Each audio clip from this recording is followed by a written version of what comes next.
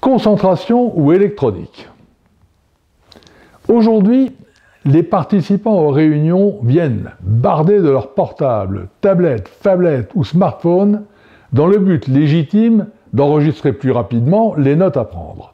En réalité, ils en profitent pour consulter subrepticement les informations entrantes, mails, SMS et autres alertes Internet. Les réunions devraient être un moyen d'améliorer la productivité de l'entreprise. Quand on réunit toute une équipe dans une pièce pendant 1 heure pour travailler ensemble sur un sujet important, il vaudrait mieux que le retour sur investissement soit positif. L'essentiel de la valeur ajoutée d'une réunion est de permettre à ses participants de se concentrer ensemble pour élaborer des solutions et mettre en œuvre des plans d'action. Les discussions devraient être ouvertes et les échanges fructueux. Or, cette fusion ne peut pas se produire lorsque les différents cerveaux autour de la table se trouvent sur des planètes différentes en train de vérifier leur messagerie ou de réfléchir aux réponses à apporter aux sollicitations apparues à l'instant sur leur engin électronique. Ce n'est pas une question de génération, c'est la question de savoir si, dans une réunion, nos compagnons électroniques peuvent servir à autre chose qu'au traitement des sujets à l'ordre du jour. Nous ne pouvons faire qu'une chose à la fois et perdons énormément en efficacité lorsque nous tentons de devenir multitâches.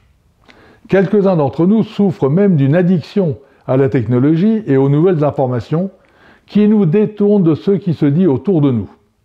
Il est impossible alors de se concentrer pour participer au débat, les commentaires clés n'y sont pas entendus et les nuances des différentes interventions totalement ignorées. Les autres participants peuvent alors, à juste titre, se sentir maltraités et même insultés, considérer que ces réunions indisciplinées sont une perte de temps, que les problèmes posés, au lieu d'être résolus, ont été amplifiés. Que faire alors? Le mieux est d'instaurer une discipline.